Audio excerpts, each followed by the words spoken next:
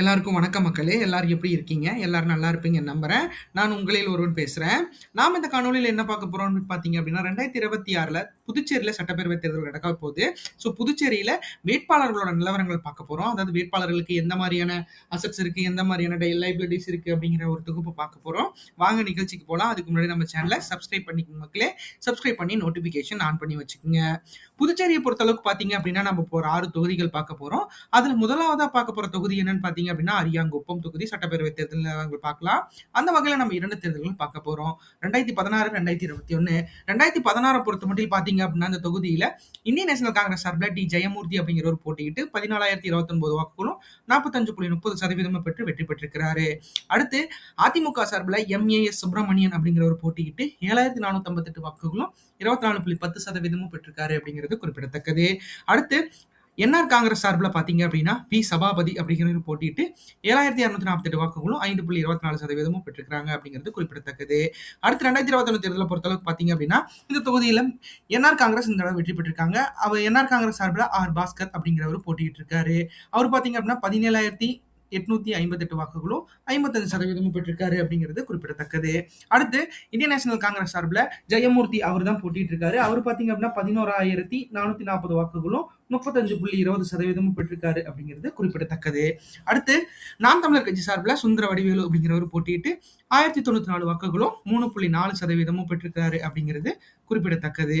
அடுத்து பார்த்தீங்க அப்படின்னா அரியாங்குப்பம் சட்டப்பேரவை தேர்தல் வேட்பாளர்கள் நிலவரத்தை பார்த்துடலாம். அந்த வகையில பார்த்தீங்க அப்படின்னா இந்த தொகுதியோட முக்கிய தேவைகளா இருக்கிறது பார்த்தீங்க அப்படின்னா இந்த இடத்துல சிறப்பு இல்லங்கள் பராமரிக்கணும். அதாவது பார்த்தீங்கன்னா முதியோர் இல்லங்கள், அதாவது ஆதரவற்ற இல்லங்கள் வந்து இருக்கணும் அப்படிங்கறத வந்து அவங்க உறுதியா வந்து இந்த மக்கள் வந்து சொல்றாங்க. அவங்களுக்கு கல்வி மற்றும் நலத்திட்ட உதவிகள் சரிவர கிடைக்கிறது இல்ல. பல நலத்திட்ட உதவிகள் வந்து என்ஆர் காங்கிரஸ் சார்பிலையும் வந்து அந்த ஆட்சி அமைந்த பலன் கொடுத்தாலும் இந்த அரியாங்குப்பம் வந்து சேர்வது மிகப்பெரிய அளவில் கடினமா இருக்குது அப்படிங்கிறது சொல்லியிருக்காங்க. அடுத்து பார்த்தீங்கன்னா உள்கட்டமைப்பு மேம்பாடு வந்து மிகப்பெரிய அளவில் ஒரு ஒரு கேள்வியற்ற நிலையில் இருக்காம. ஸோ அது வந்து மிகப்பெரிய அளவில் இந்த தொகுதியோட தேவைகளா இருக்கு. கண்டிப்பா அதுல வெற்றி பெறும் நபர்கள் பூர்த்தி பண்ணி தரணும் அப்படிங்கிறது இந்த காணொலியோட முக்கியமான ஒரு அங்கமா சொல்றேன். அடுத்து பாத்தீங்க அப்படின்னா இந்த இடத்துல என்ஆர் காங்கிரஸ் சார்பில் ஐயப்பன் அப்படிங்கிறவர் போட்டியிடுறாரு. அவருக்கு 49 வயதாகுது.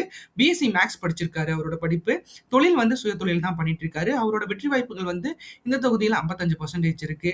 அவரோட சொத்து மதிப்புன்னு பாத்தீங்க அப்படின்னா 9 கோடியே 63 லட்சம் ரூபாய்க்கு மேல இருக்கு. கடன் வந்து 5 கோடியே 41 லட்சம் ரூபாய்க்கு மேல இருக்கு. வருமானம் அவருக்கு 12,99,000 சென்ற வருடம் வந்து வருமானம் காட்டியிருக்காரு. கிரிமினல் வழக்கு அவர் மேல 1 இருக்கு. அரசியல் அனுபவம் 30 வருடங்களுக்கு மேல் இருக்கிற காரணத்தினால அவருக்கு வந்து என்ஆர் காங்கிரஸ் சார்பில் சீட் கொடுத்திருக்காங்க. அடுத்து இந்தியன் நேஷனல் காங்கிரஸ் சார்பில் பாத்தீங்க அப்படின்னா விஜயலட்சுமி அப்படிங்கிறவங்க போட்டியிடுறாங்க. 55 வயசு ஆகுது. எம்எஸ்சி படிச்சிருக்காங்க. தொழில் முனைவோர், அதாவது ஒரு பிசினஸ் என்டர்பிரைனரா இருக்காங்க. பிசினஸ் பண்றாங்க. வெற்றி வாய்ப்பு எங்களுக்கு 40% இருக்கு. சொத்து மதிப்பு 2 கோடியே 91 லட்சம் இருக்கு. கடன் 36 லட்சம் வச்சிருக்காங்க. வருமானம் 33 லட்சம் வந்து சம்பாதிச்சிருக்காங்க. அதாவது 2025, 26ல 2024, 25ல 33 லட்சம் சம்பாதிச்சிருக்காங்க. கிரிமினல் வழக்கு இவங்க மேல எதுவும் இல்ல. அரசியல் அனுபவங்கிறது 30 வருடங்களுக்கு மேல இவங்க இந்த அரசியல்ல பயணம் செஞ்சுட்டு இருக்காங்க அப்படிங்கிறது குறிப்பிடத்தக்கது. அடுத்து பாத்தீங்க அப்படின்னா நாம் தமிழர் சார்பில் பாத்தீங்க அப்படின்னா சுந்தர வடிவேலு அப்படிங்கிறவர் போட்டியிடுறாரு. அவரு சென்ற முறையும் அவர் தான் போட்டிட்டு இருந்தாரு. அவருக்கு பாத்தீங்க அப்படின்னா சுந்தர வடிவேல் போட்டியிடுறாரு. 32 வயதாகுது. ஐடிஐ படிச்சிருக்காரு. அவர் ஒரு ஓட்டுநரா தொழில் பண்ணிட்டு இருக்காரு. அவரோட வெற்றி வாய்ப்பு இந்த இடத்துல வந்து நாம் தமிழருக்கு 10% இருக்கு. சொத்து மதிப்பு 22 லட்சத்துக்கு மேல இருக்கு. கடன் அவருக்கு இல்ல. அவருக்கு வந்து அந்த ஓட்டுநர் மூலம் வரும் நிகர் வருமானம் தான் வருது. கிரிமினல் வழக்கு அவர் மேல எதுவும் கிடையாது. அரசியல் அனுபவம் 9 வருடங்களுக்கு மேல இருக்கு அப்படிங்கிறது நம்மளுக்கு உறுதியா தெரியுது. அடுத்து பாத்தீங்கன்னா தமிழக வெற்றி கழகம் சார்பில் எஸ் குமரவேலு அப்படிங்கிறவர் போட்டியிடுறாரு. அவரோட வயது 56 ஆகுது. படிப்பு வந்து 12வது படிச்சிருக்காரு. அவரோட தொழில் வந்து ரியல் எஸ்டேட் தொழில் பண்ணிட்டு இருக்காரு. அவர் பாத்தீங்கன்னா வெற்றி வாய்ப்பு 25% இருக்கு அப்படிங்கிறது நம்மளுக்கு தெரியுது. சொத்து மதிப்பு பாத்தீங்க அப்படின்னா 10 கோடி ரூபாய்க்கு பக்கமா சொத்து மதிப்பு வச்சிருக்காரு. கடன் வந்து 2 கோடி ரூபாய் வச்சிருக்காரு. வருமானம் 4,88,000 இருக்கு. கிரிமினல் வழக்கு ஒரு வழக்கு அவர் மேல இருக்கு. அரசியல் அனுபவம் 25 வருடங்களுக்கு மேல இருக்கு அப்படிங்கிறது குறிப்பிடத்தக்கது. அடுத்து பாத்தீங்க அப்படின்னா காமராஜர் நகர் சட்டப்பேரவை தேர்தல் நிலவரங்கள் பார்த்துடலாம். அந்த வகையில நம்ம 2 தேர்தல்கள் பார்க்க போறோம். 2016, 2021. 2016 பொறுத்த மட்டும் பாத்தீங்க அப்படின்னா வி வைத்தியலிங்கம் அவர்கள் தான் போட்டிட்டு இருக்காரு. அவர் பாத்தீங்க அப்படின்னா இப்ப பிரசிடண்டா இருக்காரு காங்கிரஸ்க்கு புதுச்சேரியில. சோ 11,618 வாக்குகளும் 45.10% வாங்கி வெற்றி பெற்றிருக்காரு. அடுத்து அடுத்து அதிமுக சார்பில் பி கணேசன் அப்படிங்கிறவர் போட்டிட்டு இருக்காரு. அவர் 6512 வாக்குகள் பெற்றிருக்காரு. 25.30% பெற்றிருக்கிறாரு. அடுத்து என்ஆர் காங்கிரஸ் சார்பில் பி தயாளன் அப்படிங்கிறவர் போட்டிட்டு இருக்காரு. அவர் 3642 வாக்குகள் பெற்றிருக்காரு. 14.10% பெற்றிருக்காரு. அடுத்து 2021 சட்டப்பேரவை பொறுத்தளவுக்கு பாத்தீங்க அப்படின்னா பிஜேபி சார்பில் ஜான்குமார் அவர் தான் மிகப்பெரிய வெற்றி பெற்றிருக்காரு. அவரு 16,687 வாக்குகளும் 57.40% பெற்றிருக்காரு. இந்திய தேசிய காங்கிரஸ் சார்பில் ஜாஜகான் அப்படிங்கிறவர் போட்டிட்டு இருக்காரு. அவர் 9,458 வாக்குகள் தான் பெற்றிருக்காரு. 32.50% பெற்றிருக்காரு. அடுத்து நாம் தமிழர் சார்பில் ஷர்மிளா பேகம் அப்படிங்கிறவங்க போட்டிட்டு இருக்காங்க. அவங்க 1982 வாக்குகள் பெற்றிருக்காங்க. 6.80% பெற்றிருக்காங்க அப்படிங்கிறது குறிப்பிடத்தக்கது. அடுத்து காமராஜர் நகர் புதுச்சேரி சட்டமன்ற பேரவை தேர்தல் நிலவரங்கள் பார்த்தலாம். வேட்பாளர்கள் வந்து யார் யாருன்னு பார்த்தீங்க அப்படின்னா 4 வேட்பாளர்கள் இங்கேயும் இருக்காங்க. அதுல முதலாவதா பார்த்தீங்க அப்படின்னா லட்சிய ஜனநாயக கட்சி சார்பா, அதாவது என்ஆர் காங்கிரஸோடையும் பிஜேபியும் கூட்டணியில் இருக்கிற லட்சிய ஜனநாயக கட்சி சார்பா எஸ் மார்டின் அப்படிங்கிறவர் போட்டியிடுறாரு. இவர் பார்த்தீங்க அப்படின்னா ஒரு மிகப்பெரிய ஒரு பிசினஸ்மேன் புதுச்சேரியில் இருக்காரு. பொதுவாக தமிழகத்திலேயே மிகப்பெரிய அளவில் ஒரு பெரிய பிசினஸ்மேன் தான். இவர் பேர் வந்து எஸ் மார்டின். 37 வயது இவருக்கு நிரம்பி இருக்கு. இவர் வந்து படிப்பு வந்து 12வது வரைக்கும் தான் படிச்சிருக்காரு. ஆனா இவர் ஒரு பிசினஸ் என்டர்பிரைனரா இருக்கிறாரு. அதாவது இவரோட வெற்றி வாய்ப்பு இந்த இடத்துல 65% இருக்கு இந்த தடவை. சொத்து பாத்தீங்க அப்படின்னா 609 கோடி ரூபாய்க்கு பக்கமா இருக்கு. கடன் வந்து 210 கோடி ரூபாய் இருக்கு. வருமானம் 59 கோடி ரூபாய்க்கு 2024-25 கணக்கு காட்டியிருக்காங்க. கிரிமினல் வழக்கு இவர் மேல 5 வழக்குகள் இருக்கு. அரசியல் அனுபவம் பாத்தீங்க அப்படின்னா 15 வருடங்களுக்கு மேல இருக்கு அப்படிங்கிறது தெரியுது. அடுத்து இந்தியன் நேஷனல் காங்கிரஸ் சார்பில் தேவதாஸ் அப்படிங்கிறவர் போட்டியிடுறாரு. அவர் 68 வயது நிரம்பி இருக்கிறாரு. படிப்பு வந்து 12வது வரைக்கும் படிச்சிருக்காரு. இவர் ஒரு அதாவது கட்டிட ஒப்பந்தக்காரரா இருக்காரு. அடுத்து இவரோட வெற்றி வாய்ப்பு 40% இருக்கு இந்த தொகுதியில. சொத்து பாத்தீங்க அப்படின்னா 13 கோடி ரூபாய் 13 கோடி 81 லட்சம் ரூபாய் இருக்கு. கடன் 35 லட்சம் ரூபாய் இருக்கு. 36 லட்சம் ரூபாய் இருக்கு. வருமானம் 5 லட்சம் ரூபாய் கட்டியிருக்காரு. கிரிமினல் வழக்கு இவர் மேல எதுவும் இல்ல. அரசியல் அனுபவம் 30% இருக்கு. அடுத்து இவங்க நாம் தமிழர் கட்சி சார்பில் பார்த்தீங்க அப்படின்னா பி கௌரி அப்படிங்கிறவங்க போட்டிடுறாங்க. அவங்களுக்கு வயது 41ஆவது. அவங்க டிப்ளமோ பிபிடி படிச்சிருக்காங்க. சுயதொழில் பண்ணிட்டு இருக்காங்க. அவங்களோட வெற்றி வாய்ப்பு 15% தான். ஸோ இவங்க வந்து போன தடவை இவங்க தான் போட்டிட்டாங்கன்னு நினைக்கிறேன். அந்த அளவுக்கு வந்து நாம் தமிழருக்கு வந்து இந்த இடத்துல வந்து இவங்க இல்லை, கொஞ்சம் குறைவான வாக்குகள் தான் இருக்கு. அடுத்து இவங்க சொத்து மதிப்பு 15 லட்சம் ரூபாய் சொல்லியிருக்காங்க. கடன் வந்து 3 லட்சம் ரூபாய் சொல்லியிருக்காங்க. 3.5 லட்சம் ரூபாய் சொல்லியிருக்காங்க. வருமானம் வந்து இவங்க நிகர் வருமானம் தான். ஏன்னா அந்த இவங்களுக்கு வந்து கணக்கு, அதாவது இன்கம் டேக்ஸ் இவங்க கட்டல. ஸோ அதனால கணக்கு வழக்குகள் காட்டல. கிரிமினல் வழக்கு 0. அரசியல் அனுபவம் 9 வருடங்களுக்கு மேல் இருக்கு. அடுத்து நாம் தமிழர் கட்சி சார்பில் பார்த்தீங்க அப்படின்னா ஆர் சுமன் அப்படிங்கிறவர் போட்டிடுறாரு. அவருக்கு வயது 39ஆவது. ஒரு டென்டிஸ்ட் படிச்சிருக்காரு. அதாவது ஒரு பல் மருத்துவராக அவர் தொழில் பண்ணிட்டு இருக்காரு. வெற்றி வாய்ப்பு 35% இருக்கு. சொத்து மதிப்பு பார்த்தீங்கன்னா 10 லட்சம் ரூபாய். கடன் வந்து 16 லட்சம் ரூபாய்க்கு பக்கமா இருக்கு. வருமானம் 4,85,000 ரூபாய் போன வருடம் வந்து கணக்கு காட்டியிருக்காரு. கிரிமினல் வழக்கு இல்ல. அரசியல் அனுபவம் 2 வருடம் தான் இருக்கு. அடுத்து இந்த தொகுதியோட தேவைகள்னு பார்த்தீங்க அப்படின்னா காமராஜர் நகர் தொகுதியோட தேவைகள் பார்த்தீங்க அப்படின்னா பள்ளி மற்றும் கல்வி வந்து மிகப்பெரிய அளவில் ஒரு கேள்விக்குறியா இருக்கு. இங்க இருக்கிற மக்கள் வந்து கல்வி வந்து பயில மிகப்பெரிய அளவில் ஒரு போராட்டமா இருக்கு அப்படிங்கிற மாதிரி நம்ம அதாவது நம்மளுக்கு தெரியப்படுத்தியிருக்காங்க.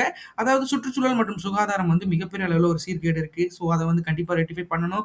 உள்கட்டமைப்பு, குடிநீர் பகுதியெல்லாம் சிக்கல் இருக்கு. ஸோ குடியிருப்பு பகுதிகளில் இருக்கிற சிக்கல்கள் பார்த்தீங்க அப்படின்னா சரிவர வந்து தெருவிளக்குகள் இல்லாது, சாலை போக்குவரத்து, அப்புறமேட்டு வந்து குடிநீர் வசதிகள் மிகப்பெரிய அளவில் ஒரு கேள்விக்குறியா இருக்கு. அதாவது இந்த தொகுதி மக்களோட மிகப்பெரிய கேள்விக்குறியா இருக்கிறது பாத்தீங்க அப்படின்னா குடியிருப்பு பகுதிகளில் இருக்கிற அந்த சின்ன சின்ன பிரச்சனைகள். ஸோ அதெல்லாம் வந்து சட்டம் ஒழுங்கு மிகப்பெரிய அளவில் ஒரு பாதிக்கப்பட்டிருக்கு. ஸோ அதெல்லாம் வந்து ரெட்டிஃபை பண்ணணும் அப்படிங்கிறது இந்த மக்களோட மிகப்பெரிய கோரிக்கைகளா இருக்கு. ஸோ இதை கண்டிப்பா வந்து இந்த மக்களுக்காக இங்க வெற்றி பெற போற ஒரு 4 வேட்பாளர் இங்க போட்டி போடுற அனைத்து வேட்பாளர்கள்ல ஒரு வேட்பாளர்கள் கண்டிப்பா தேர்ந்தெடுக்கப்படுவீங்க. அவங்க கண்டிப்பா இந்த இதில் செய்யணும் அப்படிங்கிறத நான் ஆசைப்படுறேன். அடுத்து பார்த்தீங்கன்னா எம்பலம் சட்டமன்ற தேர்தல் பொறுத்தளவுக்கு பார்த்தீங்கன்னா 2 தேர்தல் பார்க்க போறோம். அந்த வகையில் 2016 பார்த்தீங்க அப்படின்னா இந்திய நேஷனல் காங்கிரஸ் சார்பில் எம் கந்தசாமி அப்படிங்கிறவர் வெற்றி பெற்றிருக்காரு. அவர் 18,945 வாக்குகளும் 66.10% பெற்றிருக்கிறாரு. அடுத்து பார்த்தீங்க அப்படின்னா நம்ம என்ஆர் காங்கிரஸ் சார்பில் யு லட்சுமிகாந்தன் அப்படிங்கிறவர் போட்டியிடுறாரு. அவர் 7,745 வாக்குகள் பெற்றிருக்காரு. அவர் 27% வாங்கியிருக்காரு. அடுத்து பார்த்தீங்கன்னா அதிமுக சார்பில் கே கோவிந்தராஜு அப்படிங்கிறவங்க போட்டிட்டு இருக்காங்க. அவங்க 1193 வாக்குகளும் 4.2% பெற்று இந்த இடத்துல 3ஆம் இடத்தை பிடிச்சிருக்காங்க. அடுத்து 2021 பொறுத்தளவுக்கு பார்த்தீங்க அப்படின்னா இந்த இடத்துல என்ஆர் காங்கிரஸ் சார்பில் யு லட்சுமிகாந்தன் அவர்கள் தான் போட்டிட்டு வெற்றி பெற்றிருக்காரு. அவர் 15,624 வாக்குகளும் 51.20% பெற்றிருக்கிறாரு. அடுத்து இந்திய நேஷனல் காங்கிரஸ் சார்பில் எம் கந்தசாமி மீண்டும் போட்டிட்டு இருக்காரு. அவர் 13,384 வாக்குகளும் 43.80% பெற்றிருக்காரு. அடுத்து நாம் தமிழர் கட்சி சார்பில் என் சுதா அப்படிங்கிறவங்க போட்டிட்டு இருக்காங்க. அவங்க 590 வாக்குகளும் 1.9% பெற்றிருக்காங்க அப்படிங்கிறது குறிப்பிடத்தக்கது. அடுத்து பார்த்தீங்க அப்படின்னா 2026 சட்டப்பேரவை தேர்தல் வேட்பாளர்கள் எம்பளம் பொறுத்தளவுக்கு பார்த்தீங்கன்னா 4 வேட்பாளர்கள் பார்க்க போறோம்.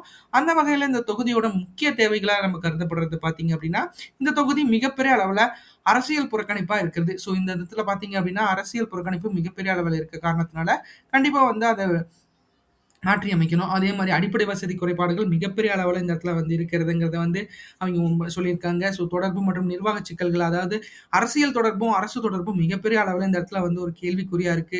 ஸோ இங்க இருக்கிற மக்கள் கண்டிப்பா இந்த வேட்பாளர்கள சந்திக்கிறது மிகப்பெரிய அளவுல ஒரு கேள்விக்குறியா இருக்கு. ஸோ அத இந்த தடவ ரெக்டிஃபை பண்ணணும்னு இவங்க சொல்றாங்க. அடுத்து வேலைவாய்ப்பும், வளர்ச்சியும் மிக குறைவா இருக்கு. ஸோ வேலைவாய்ப்புகளுக்கு ரெடி பண்ணணும். வளர்ச்சி மிகப்பெரிய அளவுல இருக்கணும் அப்படிங்கிறத வந்து இந்த மக்கள் விரும்புறாங்க அப்படிங்கிறது நம்மளுக்கு உறுதியா தெரியுது. அந்த வகையில பார்க்குறப்ப பார்த்தீங்க அப்படின்னா, இந்த தொகுதியில என்ஆர் காங்கிரஸ் சார்பில மோகன்தாஸ் அப்படிங்கிற ஒரு கேண்டிடேட் நிக்கிறாரு. 49 வயது நிரம்பியிருக்கு. அவர் எம்.ஏ படிச்சிருக்காரு. அவர் வந்து ரியல் எஸ்டேட் தொழில் பண்ணிட்டு இருக்காரு. வெற்றி வாய்ப்பு 65% இருக்கு அவருக்கு. ஸோ சொத்து பார்த்தீங்கன்னா 13 கோடியே 41 லட்ச ரூபாய் இருக்கு. கடன் 2 கோடி ரூபாய் இருக்கு. 13 கோடி ரூபாய் வந்து சொத்து இருக்கு. 2 கோடி ரூபாய் கடன் இருக்கு. வருமானம் 20 லட்ச ரூபாய் பக்கமா சொல்லியிருக்காரு. கிரிமினல் வழக்கு 0 தான். அவர் மேல எதுவும் இல்ல. அரசியல் அனுபவம் 25 வருடங்களுக்கு மேல இருக்கு. ஸோ மக்கள் வந்து சிந்திக்கணும். அடுத்து பார்த்தீங்கன்னா, இந்தியன் நேஷனல் காங்கிரஸ் சார்பில பார்த்தீங்க அப்படின்னா, எம். கந்தசாமி, அதாவது போன தடவ போட்டியிட்ட எம். கந்தசாமி அவர்களே தான் போட்டியிடுறாரு. அவருக்கு வயது 60 ஆகுது. படிப்பு 10வது படிச்சிருக்காரு. அவரோட விவசாயம் தான் தொழிலா இருக்கு. அவர் வந்து 35% வாக்குகள் வாங்கி இந்த 35% வந்து வெற்றி வாய்ப்பு இருக்கு. 13 கோடியே 82 லட்ச ரூபாய் வந்து சொத்து வச்சிருக்காரு. கடன் 2 கோடியே 66 லட்ச ரூபாய் கடன் இருக்குன்னு சொல்லியிருக்காரு. வருமானம் 2,24,000 ரூபாய் சொல்லியிருக்காரு. கிரிமினல் வழக்கு அவர் மேல இல்ல. அரசியல் அனுபவம் 30 வருடங்களுக்கு மேல் இருக்கு. மக்கள் சிந்திக்கணும், சிந்திச்சு செயல்படணும். அடுத்து பார்த்தீங்க அப்படின்னா, இந்த தொகுதியில நாம் தமிழர் கட்சி சார்பில் ஒரு படிப்பவர் இருக்காரு. அதாவது அவர் வந்து இப்பதான் காலேஜ் ஸ்டூடெண்டா இருக்காரு. அவர் பார்த்தீங்கன்னா மனோஜ் சந்தர். அவருக்கு 27 வயது ஆகுது. எம்.காம் படிச்சிருக்காரு. மேலும் படிச்சிட்டு இருக்காரு. வெற்றி வாய்ப்புங்கிறது அவருக்கு வந்து மிகப்பெரிய அளவுல குறைவா இருக்கு. அடுத்து பார்த்தீங்கன்னா சொத்து 95,000 காட்டியிருக்காரு. கடன் அவருக்கு எதுவும் இல்ல. வருமானமும் அவருக்கு இல்ல. ஏன்னா அவர் படிச்சுட்டு தான் இருக்கிறாரு. கிரிமினல் வழக்கு அவர் மேல எதுவுமே இல்ல. அரசியல் அனுபவம் வந்து ஒரு 6 வருடங்களுக்கு மேல இருக்கு அப்படிங்கிறது தெரியுது. நீங்க சிந்திச்சு செயல்படணும். அடுத்து பார்த்தீங்க அப்படின்னா, நாம் தமிழக வெற்றி கழகம் சார்பில பார்த்தீங்க அப்படின்னா, தமிழ்ச்செல்வன் அப்படிங்கிறவர் போட்டியிடுறாரு. அவர் 34 வயது ஆகுது. இவர் டிப்ளமோ மெக்கானிக்கல் இன்ஜினியர் படிச்சிருக்காரு. சம்பளம் தான் பெறுறாரு. அவர் ஒரு தனியார் நிறுவனத்தில சம்பளம் பெற்றுட்டு இருக்காரு. வெற்றி வாய்ப்பு அவருக்கு 20% இருக்கு. சொத்து 6,80,000 கட்டியிருக்காரு. கடன் எதுவும் இல்ல. வருமானம் நிகர் வருமானம் தான். ஸோ இந்த தனியார் நிறுவனம் காட்டி நிகர் வருமானம் தான். கிரிமினல் வழக்கு அவர் மேல இல்ல. அரசியல் 2 வருடங்களுக்கு மேல் இருக்கு அப்படிங்கிறது நம்மளுக்கு உறுதியா தெரியுது. அடுத்து பார்த்தீங்க அப்படின்னா, இந்திரா நகர் சட்டப்பேரவை தேர்தல் பொறுத்தளவுக்கு பார்த்தீங்கன்னா, 2 தேர்தல்கள் பார்க்க போறோம். 2016, 2021. 2016 பொறுத்தமட்டில் பார்த்தீங்க அப்படின்னா, அந்த தொகுதியில எம். கந்தசாமி அவர்கள் தான் போட்டியிட்டு வெற்றி பெற்றிருக்கிறாரு. அவர் 15,463 வாக்குகளும் 52.70% பெற்றிருக்கிறாரு. அடுத்து அ இந்தியன் நேஷனல் காங்கிரஸ் சார்பில பார்த்தீங்க அப்படின்னா, இந்த இடத்துல 12,059 வாக்குகளும் 41.10% பெற்றிருக்கிறாரு. அடுத்து பார்த்தீங்க அப்படின்னா, இந்த தொகுதியில அ அதிமுக சார்பில பார்த்தீங்க அப்படின்னா, இந்த இடத்துல 612 வாக்குகளும் 2.10% பெற்றிருக்கிறாங்க அப்படிங்கிறது குறிப்பிடத்தக்கது. அடுத்து பார்த்தீங்க அப்படின்னா, இந்த தொகுதியில நாம என்ஆர் காங்கிரஸ் சார்பில ஆறுமுகம் அப்படிங்கிறவர் போட்டியிட்டு இருக்காரு. அவரு பார்த்தீங்க அப்படின்னா, இந்த தொகுதியில 21,841 வாக்குகளும் 76.30% பெற்றிருக்காரு. அடுத்து இந்தியன் நேஷனல் காங்கிரஸ் சார்பில 3,310 வாக்குகளும் 11.60% பெற்றிருக்கிறாரு அப்படிங்கிறது குறிப்பிடத்தக்கது. அடுத்து நாம் தமிழர் கட்சி சார்பில தேவிகா அப்படிங்கிறவங்க போட்டியிட்டு 1,774 வாக்குகளும் 6.2% பெற்றிருக்கிறாங்க அப்படிங்கிறது குறிப்பிடத்தக்கது. அடுத்து இந்த தொகுதியோட 2026 இந்திரா நகர் சட்டப்பேரவை தேர்தல் வேட்பாளர்கள் நிலவரத்தை பத்தி பார்த்தரலாம். அந்த வகையில நாம 4 வேட்பாளர்கள் பார்க்க போறோம். அந்த வகையில பார்க்குறப்ப பார்த்தீங்க அப்படின்னா, இந்த தொகுதியோட தேவைகள்னு பார்க்குறப்போ, இந்த இடத்துல கழிவுநீர் மற்றும் சுகாதாரம் வந்து மிகப்பெரிய அளவுல மோசமான ஒரு இதா இருக்கு. ஸோ அத வந்து மிகப்பெரிய அளவுல மாற்றி குடிக்கணும். அடுத்து பார்த்தீங்கன்னா, சாலைகளும், குப்பைகளும் மற்றும் துப்புரவு வந்து மிகப்பெரிய அளவுல ஒரு எப்படி சொல்றதுன்னா, ஒரு போதிய அளவிற்கு வந்து இந்த இடத்துல வந்து கிளீன் பண்றது இல்ல அப்படிங்கிற ஒரு பிரச்சனை வந்துகிட்டு இருக்கு. ஸோ அது ஒரு பிரச்சனையா இருக்கு. அடுத்து பார்த்தீங்கன்னா, தெருவிளக்குகளும், போக்குவரத்தும் ஒரு குறைவான அளவுல தான் இருக்கு அப்படிங்கிறத வந்து மிகப்பெரிய அளவுல வந்து இந்த தொகுதி மக்கள் சொல்றாங்க. அந்த வகையில பார்த்தீங்கன்னா, இந்த இடத்துல என்ஆர் காங்கிரஸ் சார்பில ஆறுமுகம் அப்படிங்கிறவர் போட்டியிடுறாரு. அவருக்கு வயது 61 ஆகுது. படிப்பு வந்து 10வது படிச்சிருக்காரு. அவரு ரியல் எஸ்டேட் தொழில் பண்றாரு. வெற்றி வாய்ப்பு 85% இருக்கு அவருக்கு. ஏன்னா இந்த இடத்துல என்ஆர் காங்கிரஸ் கொஞ்சம் ஸ்ட்ராங்கா இருக்காங்க. ஏன்னா போன தடவையே பார்த்தீங்க அப்படின்னா, அவர் தான் வெற்றி பெற்றிருக்காரு. அவர் மிகப்பெரிய வெற்றிய பதிவு செஞ்சிருக்கிறாரு. அந்த வகையில பார்க்குறப்ப பார்த்தீங்க அப்படின்னா, இவருக்கு சொத்து அசெட் பார்த்தீங்க அப்படின்னா 50,58,00,000 சொல்லியிருக்காரு. கடன் 3,48,00,000 சொல்லியிருக்காரு. வருமானம் 23,00,000 சொல்லியிருக்காரு. இவர் மேல கிரிமினல் வழக்குகள் இல்ல. அரசியல் அனுபவம் 40 வருடங்களுக்கு மேல் இருக்கு. ஸோ அதனால வந்து இவருக்கு மிகப்பெரிய அளவுல வந்து வாய்ப்பு குடுத்துருக்காங்க. அடுத்து பார்த்தீங்க அப்படின்னா, இந்தியன் நேஷனல் காங்கிரஸ் சார்புல என். ராஜகுமார் அப்படிங்கிறவர் போட்டியிடுறாரு. அவருக்கு 47 வயதாகுது. பிடெக் படிச்சிருக்காரு. அவர் ஒரு என்டர்பிரைனரா இருக்காரு. பிசினஸ் பண்ணிட்டு இருக்காரு. வெற்றி வாய்ப்பு அவருக்கு 45% இருக்கு. ஏன்னா இந்த தொகுதிய பொறுத்தளவுக்கு பார்த்தீங்க அப்படின்னா, அ இந்த தொகுதிய பொறுத்தளவுக்கு 35% தான் வந்து இந்தியன் நேஷனல் காங்கிரஸ்க்கு வாய்ப்பு இருக்கு. சொத்து மதிப்பு ரூ. 1,00,00,000 காட்டுறாரு. கடன் ரூ. 30,00,000 இருக்கு. இந்த இடத்துல வருமானங்கிறது 4,98,000 காட்டியிருக்காரு. கிரிமினல் வழக்கு இவர் மேல இல்ல. அரசியல் அனுபவம் 28 வருடங்களுக்கு மேல் இருக்கு. அப்படிங்கிறது உங்களுக்கு தெரியுதும்.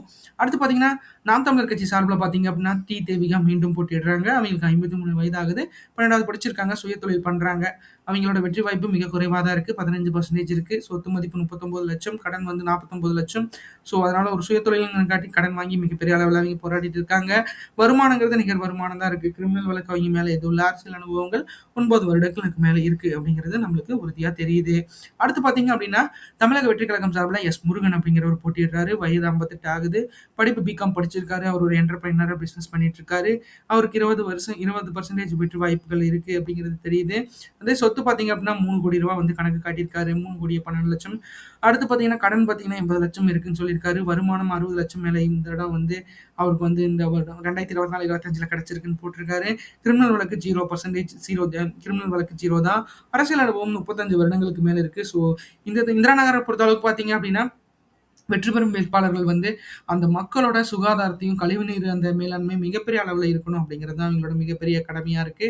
ஸோ இதுல வெற்றி பெற போற மக்கள் வந்து கண்டிப்பா வேட்பாளர்கள் அவங்கள சந்திச்சு நல்ல ஒரு ஒரு சுமூகமான ஒரு முயற்சி எடுக்கணும் அப்படிங்கிறத நான் இந்த இடத்துல வேண்டிக்கிறேன்.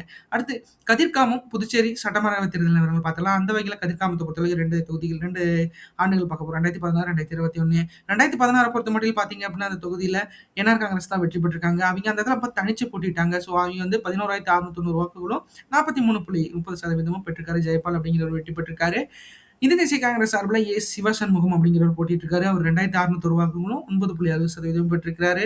அதிமுக சார்புல எம்.ஆர். கோவிந்தன் அப்படிங்கிறவர் போட்டிட்டு இருக்காரு. அவர் 1,043 வாக்குகளும் 3.9% பெற்றிருக்கிறாரு அப்படிங்கிறது குறிப்பிடத்தக்கது. அடுத்து 2021 தேர்தலை பொறுத்தளவுக்கு பார்த்தீங்க அப்படின்னா, இந்த இடத்துல கே.எஸ்.பி. ரமேஷ் அப்படிங்கிறவர் போட்டிட்டு இருக்காரு. அவர் 17,775 வாக்குகளும் 68% பெற்று மிகப்பெரிய வெற்றியை பதிவு செஞ்சிருக்காரு. அடுத்து என்ஆர் காங்கிரஸ் இந்தியன் நேஷனல் காங்கிரஸ் சார்புல செல்வநாதன் அப்படிங்கிறவர் போட்டிட்டு இருக்காரு. ஒரு 5,529 வாக்குகளும் 21.20% பெற்றிருக்காரு அப்படிங்கிறது குறிப்பிடத்தக்கது. அடுத்து நாம் தமிழர் கட்சி சார்பில் சுபஸ்ரீ அப்படிங்கிறவங்க போட்டிட்டு 2,266 வாக்குகளும் 8.7% பெற்று இந்த இடத்துல 3ஆம் இடத்தை பிரிச்சிருக்காங்க அப்படிங்கிறது குறிப்பிடத்தக்கது. அடுத்து பார்த்தீங்க அப்படின்னா, 2026 சட்டப்பேரவை தேர்தல் வேட்பாளர் நிலவரம் வந்து கதிர்காமம் பொறுத்தளவுக்கு பார்த்தீங்க அப்படின்னா 4 வேட்பாளர்கள் பார்க்க போறோம். அதுல வந்து என்ஆர் காங்கிரஸ் சார்புல பார்த்தீங்க அப்படின்னா, கே.எஸ்.பி. ரமேஷ் மீண்டும் போட்டியிடுறாரு. அவருக்கு 47 வயது நிரம்பியிருக்கு. அவர் எம்பிஏ படிச்சிருக்காரு. அவர் ஒரு பிசினஸ் என்டர்பிரைனரா இருக்கிறாரு. அவர் வெற்றி வாய்ப்பு இந்த இடத்துல மிகப்பெரிய அளவுல 75% இருக்கு. ஏன்னா, அவரு போன தடவ அவர் தான் மிகப்பெரிய வெற்றியை பதிவு செஞ்சிருக்காரு. அவர் வந்து சொத்து மதிப்பு 15,60,00,000 காட்டுறாரு. கடன் 59,06,000 காட்டுறாரு. 6,000 காட்டுறாரு. வருமானம் அவருக்கு 8,31,000 வந்து அவரோட பிசினஸ்ல வந்திருக்கு. 2024, 25ல சொல்லியிருக்காரு. கிரிமினல் வழக்கு அவர் மேல இல்ல. அரசியல் அனுபவம் 25 வருடங்களுக்கு மேல் இருக்கு அப்படிங்கிறது நம்மளுக்கு தெரியுது.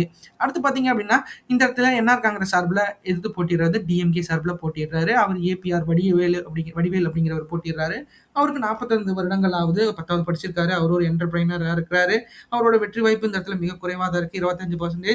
சொத்து மதிப்பு ரூ. 7 கோடி சொல்றாரு. கடன் வந்து 31,49,000 சொல்றாரு. வருமானம் 15,91,000 சொல்றாரு. கிரிமினல் வழக்கு 0 தான். அரசியல் அனுபவம் 25 வருடங்களுக்கு மேல் இருக்கு அப்படிங்கிறது நம்மளுக்கு தெரியுது. அடுத்து பார்த்தீங்க அப்படின்னா, 2026ல கதிர்காமத்தை பொறுத்தளவுக்கு நாம் தமிழர் கட்சி சார்புல சுபஸ்ரீ மீண்டும் போட்டியிடுறாங்க. அவங்களுக்கு 45 வயது ஆகுது. அவங்க எல்எல்பி லா படிச்சிருக்காங்க. வழக்கறிஞரா ஒர்க் பண்ணிட்டு இருக்காங்க. அவங்களோட வெற்றி வாய்ப்பு 10% தான். சொத்து மதிப்பு 1,50,00,000 சொல்றாங்க. கடன் 25,00,000 சொல்லியிருக்காங்க. வருமானம் 6,36,000 சொல்றாங்க.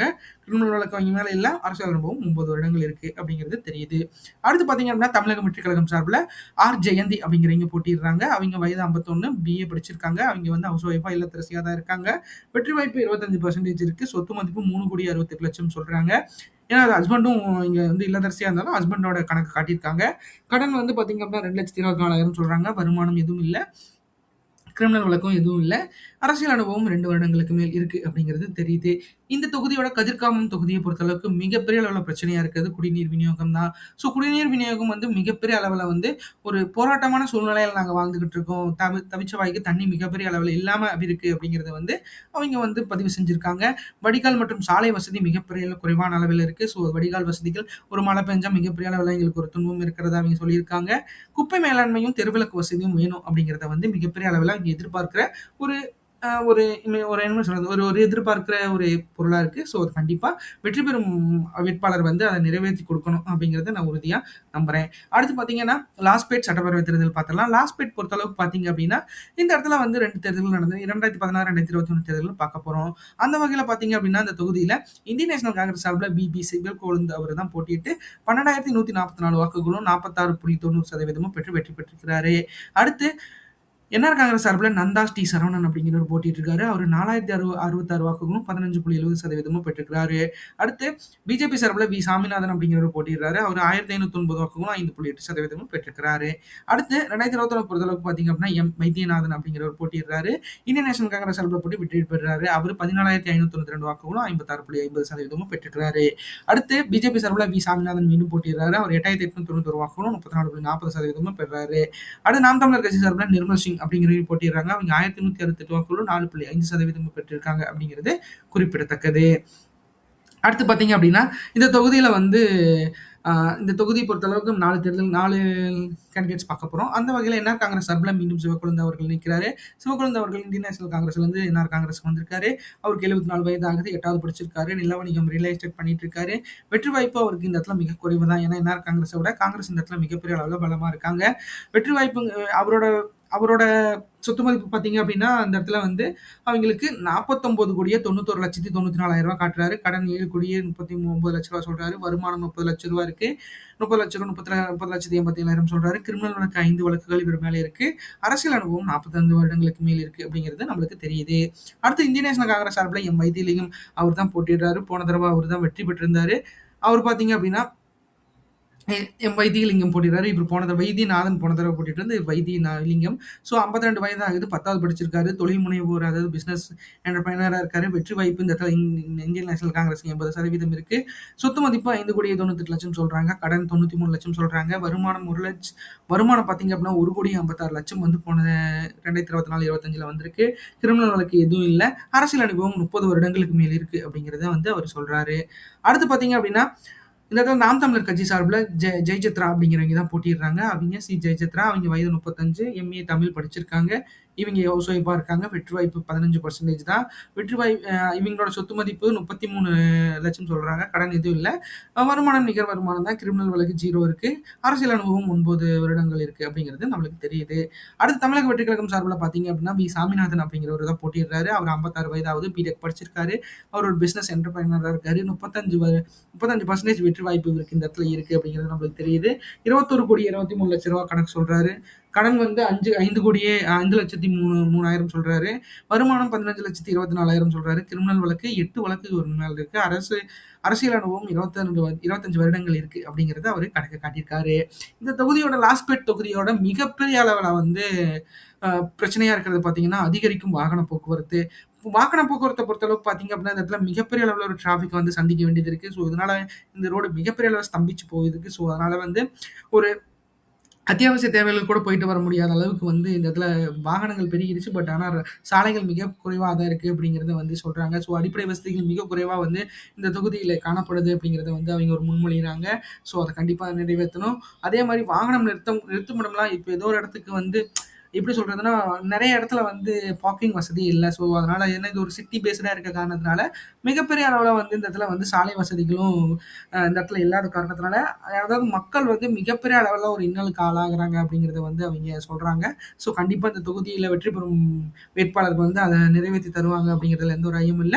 பார்க்கலாம். அது எந்த மாரி எப்படி பண்ண போறாங்க அப்படிங்கிறத நம்ம பொறுத்திருந்து பார்க்கலாம். இந்த காணொளி உங்களுக்கு ரொம்ப பிடிச்சிருக்கும்னு நெனைக்கிறேன் மக்களே. நம்ம வந்து இப்ப தான் ஃபர்ஸ்ட் ஸ்டேஜ் முடிச்சிருக்கோம். எலக்ஷன் முடியறதுக்குள்ள வந்து நம்மளோட 30 தொகுதி தொகுதிகளும் கவர் பண்ணணும் அப்படிங்கிறத வந்து நான் முழுமையா வந்து எல்லாமே எடுத்து வச்சிருக்கேன். உங்களுக்காக வந்து இன்னையிலிருந்து நம்ம ஸ்டார்ட் பண்றோம். ஸோ அந்த எலெக்ஷன் முடியிற நாளுக்குள்ள எல்லாமே குடுத்துருவோம். ஸோ சப்ஸ்கிரைப் பண்ணி வச்சுக்கங்க. ஒவ்வொரு வேட்பாளர்கள் இது வந்து ஃபுல் அண்ட் ஃபுல் வந்து தமிழகத்துக்கும் வந்து ரெடி பண்ணியிருக்கேன். ஸோ புதுச்சேரி முடிச்சுட்டு அடுத்து தமிழகம் வந்து நாமினேஷன் முடிஞ்சுட்டு நம்மளுக்கு எல்லாம் கிடைக்க போகுது. எங்களோட இணைந்திருங்க. எங்களோட சேனலை நல்லா சப்ஸ்கிரைப் பண்ணி வச்சுங்க. நன்றி.